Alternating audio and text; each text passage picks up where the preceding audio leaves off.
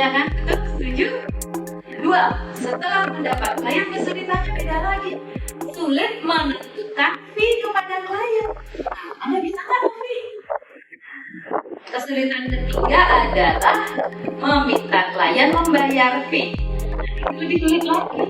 Karena Bang Erwin Siregar bilang bagaimana cara memindahkan uang klien dari kantong klien ke kantong kita dengan ucapan terima kasih. Itu yang sulit terjadi. Seiring berjalannya waktu. Nah, lihat saya advokat dan kurator. Saya advokat perempuan dan saya kurator perempuan pertama di Bali. Sampai saat ini belum ada kurator. Jadi bagaimana cara beracara di pengadilan niaga untuk memohon pilot itu 60 hari sudah diputus. Jadi begitu Bapak Ibu rekan-rekan mengajukan permohonan pilot ke pengadilan niaga, itu didaftarkan. Setelah didaftarkan 2 hari setelah didaftarkan itu sudah ditunjuk hakim majelis, ditunjuk hari sidang. Hakim majelis menunjuk hari sidang. Hari sidang pertama itu tidak boleh lebih dari 25 hari. 60 hari sudah harus putus. Jadi di kepailitan tidak ada mediasi.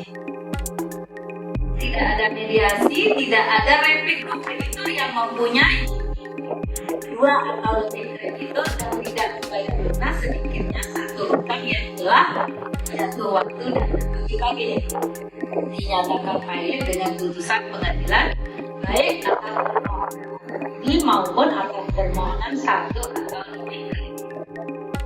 Pasal 8 ayat 7.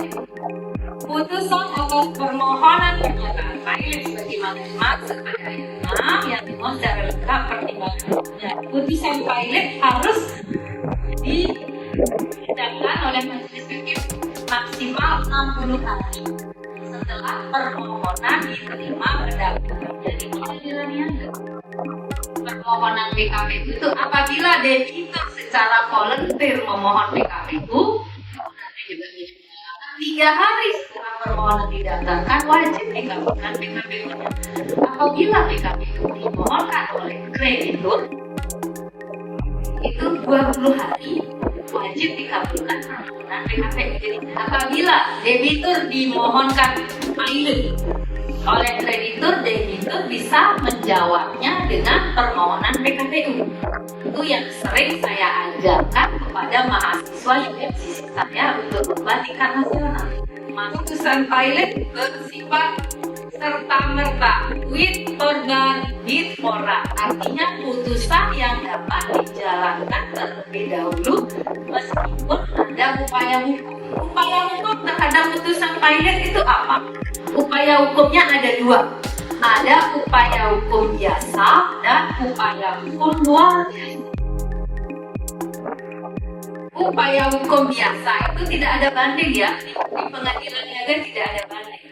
Upaya hukum biasa itu mengajukan permohonan kasasi ke Mahkamah Agung dengan jangka waktu 8 hari, bukan 14 hari, 8 hari. Itu untuk mengajukan permohonan kasasi ke Mahkamah Agung. Hukum biasa. Upaya hukum kedua adalah upaya hukum luar biasa, mengajukan permohonan peninjauan kembali ke Mahkamah Agung.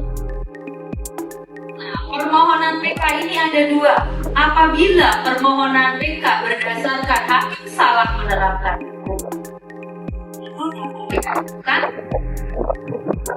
berapa bulan? 30 hari, maksimum 30 hari. Pengadilan niaga ada di 5 kota di Indonesia.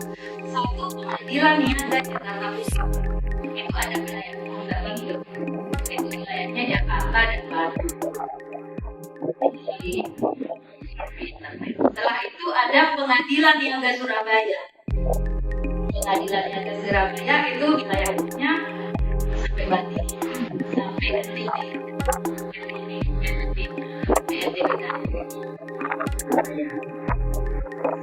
Yang ketiga pengadilan niaga Semarang.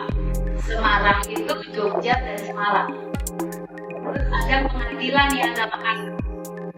itu Sulawesi dan sekitarnya. Ada juga pengadilan yang Gamega itu Ekonomi, saya Satria. Izin bertanya Bu, sebelumnya terima kasih Bu udah sharing pengalaman-pengalamannya Ibu sebagai kurator. Mungkin ini tidak jauh Bu, saya minta sharingnya juga pengalaman Ibu sebagai kurator. Di sini dari mana ajaran Ibu berikan ada dikatakan syarat-syarat untuk mengajukan ke pilot itu adalah kreditornya harus lebih dari 1 atau 2 Bu ya. Dan di sini juga dikatakan bukan hanya kreditor saja yang bisa mengajukan pilot, debitur sendiri pun bisa mengajukan pilot. Nah, pertanyaan saya mungkin yang pertama terhadap debitur, apakah ada perbedaan cara mungkin Bu selama Ibu menjadi kurator dalam penanganan debitur yang mengajukan pilot dan kreditur yang mengajukan pilot? Yang pertama Bu. Yang kedua, mungkin saya bisa Bu secara pribadi sih, ketika kreditur dia meminta untuk diajukan pilot debiturnya, saya masih masuk akal. Tapi ketika debitur dia ingin mengajukan pilot terhadap dirinya sendiri, apakah itu tidak melarikan dari kewajiban-kewajibannya dia kepada kreditur seperti itu Bu? Terima kasih Bu. Pertanyaannya bagus sekali ya. Undang-undang di Indonesia UUK pasal 2 ayat 1 itu mensyaratkan syarat untuk dapat diajukan permohonan pilot adalah debitur sedikitnya mempunyai 2 utang, salah satu utangnya sudah jatuh tempo dan terus siapa saja yang boleh mengajukan permohonan pilot? Undang-undang juga mengatur bisa debitur, bisa kreditur.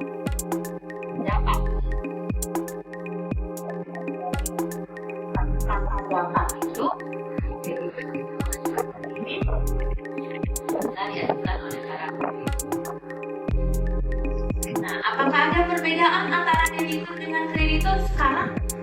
Kalau persyaratan sekarang ya nanti ya itu banyak perbedaan. Kalau dia debitur sendiri yang mengajukan, dia harus rum dulu RUPS dulu atau RUPSL nih.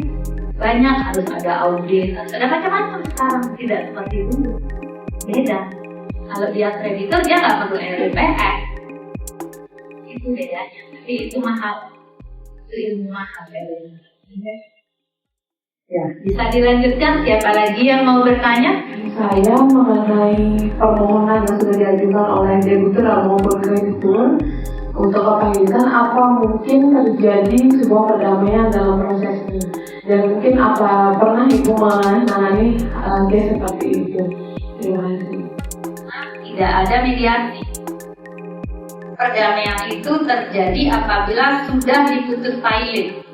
Penyelesaian pengakhiran kepailitan itu larinya ke pengakhiran kepailitan. Pengakhiran kepailitan itu ada pasal berapa itu ya? Saya nggak hafal pasalnya, tapi di sana ada pengakhiran kepailitan. Itu satu pengakhiran kepailitan karena permohonan pilot.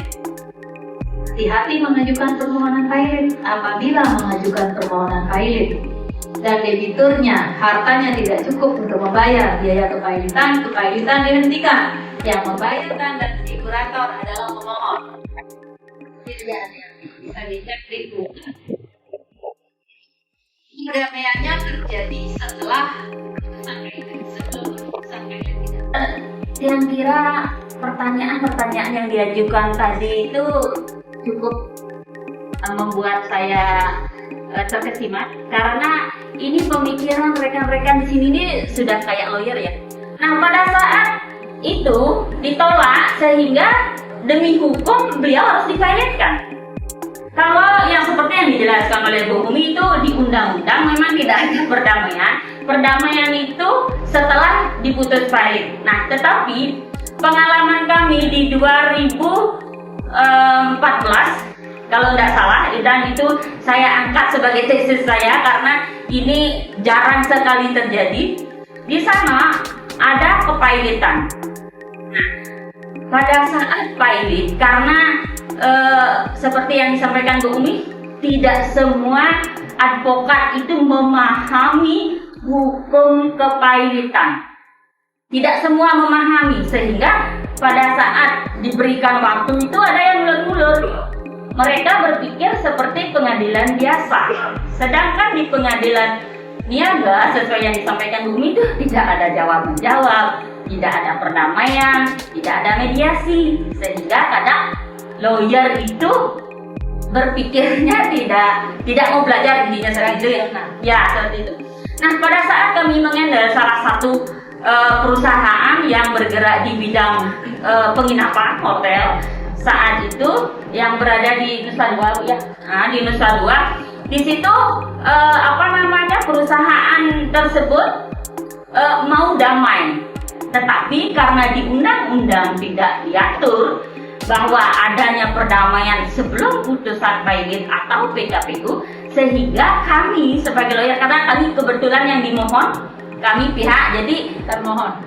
Jadi lawyer itu harus smart ya, harus berpikir, harus mencari jalan untuk menyelamatkan klien. Apabila rencana perdamaian sudah disetujui oleh para kreditur, dia berubah menjadi perjanjian perdamaian. Aplaus kepada Ibu moderator. Bagi berarti. Terima kasih. Materi tentang kepailitan kami tutup, dan kami mohon maaf jika ada sesuatu yang mungkin tidak berkenan. Mohon maaf yang besar-besarnya.